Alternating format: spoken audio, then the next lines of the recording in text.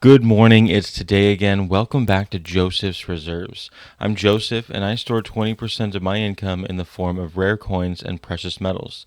On my channel, we talk a lot about the spread when buying and selling precious metals. Basically, the difference between what you pay and what you would sell it for. And that usually creates two different mindsets when stacking silver. Those who want the absolute most amount when they sell their silver, and those who want to pay the absolute least amount when acquiring it. But today we're going to be talking about the Canadian maple leaf, and that sits somewhere right in the middle. It's not a very high premium product, and you don't get the best for it, but it's also not the lowest premium, and you don't get the worst for it when you're selling it either. It's almost like the perfect middle ground.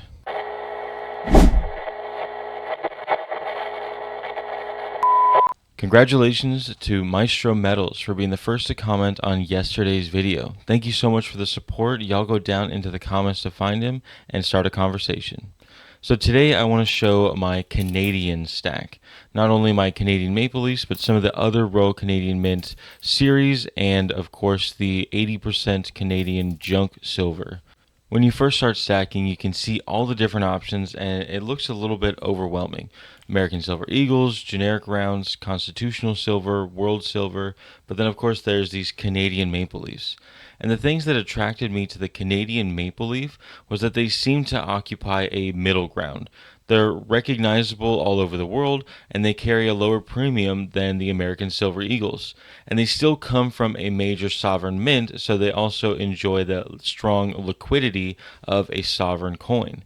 To me, they feel like a practical compromise. Not the cheapest silver, not the most expensive silver, but a solid bullion coin with global recognition. But over time, I became aware of one issue that many maple collectors are very familiar with: milk spots. And I'll show some examples that are nice milk spotted for you so you can get a real understanding of what that looks like. For years, milk spotting was one of the biggest complaints people had about most silver, but mostly Canadian maple leafs. The silver content never changed. These coins are still 4/9 fine pure silver, but once I pull some out, you'll notice how undesirable these milk spotted coins truly are. The Royal Canadian Mint introduced its MintShield technology in 2018. The series started in 1988, so that is 30 years of non-MintShield technology coins that are susceptible to this milk spotting. While no system is perfect, the technology dramatically reduced the issue of milk spots. So I've decided that if I were to build a long-term maple leaf stack, I want to focus primarily on coins produced after 2017. It's not because older maples are bad, it's simply because milk spotted coins are not as desirable as the non-milk spotted coins. This means that you'll get even less when selling it to a coin shop. Often, these milk spotted coins are treated like regular generic bullion. Even here on this 1990s example, you can see some minor milk spotting over on the right side of the coin by Queen Elizabeth's face. And even that is enough to completely discount the premium on the coin. And I'll pull out a more extreme example next so we could see what those milk spots actually end up developing into. Here I have an example from 2002 where the milk spotting has started around the edges and almost entirely took over the coin. And you can see it's affected both sides. This is actually a pretty common look for Canadian maples that were produced before 2018. The unfortunate truth is that in premium products, condition matters, even more so because I plan on owning these coins for many years.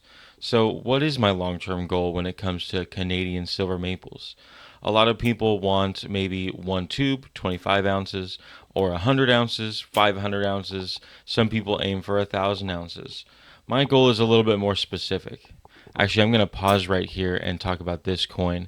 This I actually found in a Coinstar. Right, in a Coinstar return tray, I found this 2017 Canadian maple with what I view as very beautiful toning. It is before 2018, but it does not have that milk spotted surface. So just because it's possible for one to develop milk spotting doesn't mean it has anything to do with aging or anything like that in the way that a toned coin does. Here's one next to a very clean 2018 without milk spots, so you could see a direct comparison in the way that the light reflects. This 2017 is one of my favorite pieces in my entire collection, and I just wanted to show that off for a second. So my goal with Canadian silver maple leafs is to have at least one example of every Canadian silver maple leaf that was produced from each year, just a complete date run. And also, eventually, I'd like to build multiple monster boxes of Canadian silver maple leafs. When I say a monster box, for anyone who doesn't know the term, it's 500 ounces of silver. In Canadian maple leafs, that's 20 tubes of 25 1-ounce coins. There's something impressive about seeing that amount of silver concentrated into a single box. It's tangible, substantial, and it's a visual representation of years of effort and discipline. So this is my first tube, 25 ounces of Canadian silver maple leafs that's going to be going into this monster box. It's not that I just picked up this tube, it's only that I've separated all of these post 2017 Canadian silver maple leafs to finally form one tube. In addition to that, I plan on collecting some of the alternative series that the Royal Canadian Mint puts out. Of course, I love my dragons, so I have to have this dragon series that started in 2017. But there are also many other series that the Royal Canadian Mint puts out. I do have an example of a bald eagle coin here from 2016, as well as some fractional Canadian coins. This bald eagle Canadian coin is a really good example and comparison of what a business strike Canadian silver coin looks like compared to a proof one. In addition, here you can also see that since this is before 2017, even in the original packaging, there is a milk spot right there on the neck of Queen Elizabeth. Milk spotting is not just from poor handling, it actually happens from the silver itself. It's not oxygen, it's actually from the minting procedures that happen within the mint. Of course, these other series of Royal Canadian Mint coins can be a little bit higher premium, so I don't plan on having a whole lot of them. I'm pretty much just going to pick them up if I can ever find them at a regular premium. So that's my plan for the other series outside of my date run and the monster box. And the Royal Canadian Mint also puts out fractional coins like these half ounces, the Polar Bear and Eagle series, as well as the Animal Portrait, which is a 3/4 ounce coin. These are beautiful coins and can be fun to pick up, but they do have a little bit of a higher premium, so they probably won't be a very large portion of my stack. However, as fractional silver becomes a little bit more popular when spot prices are so high, other mints might be making more fractional coins and premiums might stabilize to a lower point. But bullion is only one part of the story, because the other side of my Canadian silver strategy is more on the historical side. One of the projects I've been slowly putting together is a date run of Canadian circulating silver. I'm starting with a typeset of every Canadian silver coin, but possibly expanding that to a full date run of every 80% coin. That's going from 1920 to 1968. It's only 48 years, so it seems like it could be possible. Before 1920, Canada made their coins out of sterling silver, so since they're over 100 years old at this point and a higher purity, some of those have extreme premiums to them. I might not be able to stack them the same way, but I'll probably be able to do at least a typeset of those. In Canadian coins, as you move through the years, you'll find coins featuring multiple monarchs, and each coin becomes a tiny piece of Canadian history. The beautiful thing about this type of collecting is that it combines stacking and numismatics. You're still acquiring silver, but you're also preserving history. Every date represents a moment in time, every coin has a story, and as the collection grows, it becomes more than just ounces. It becomes a timeline. For those that are unfamiliar with Canadian junk silver, $1 is 0.6 ounces of silver, so $5 is 3 ounces. This isn't a total shift in my stacking plan. This is just one of my diversifications within silver.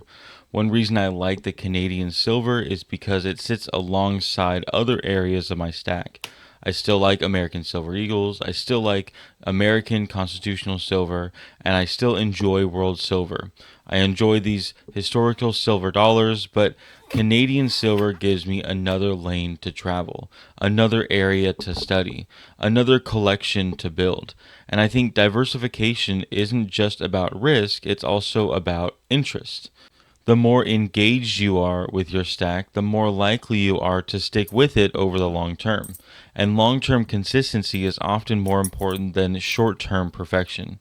Now, if you're just getting into Canadian silver, my advice is pretty simple. Don't overcomplicate it. Pick up a few maple leafs. Maybe you would prefer the ones after 2018. Pick up some Canadian junk silver, learn a little bit of history, handle your coins, and figure out what interests you. You don't need to be building monster boxes overnight. You don't need to complicate it with a date run. Understand that learning what you like is part of the journey, and the journey is part of the overall reward. Some of my favorite pieces were coins that I wasn't even looking for at the time I found them, and I suspect many collectors have the same experience. So let me know in the comments, do you collect Canadian silver?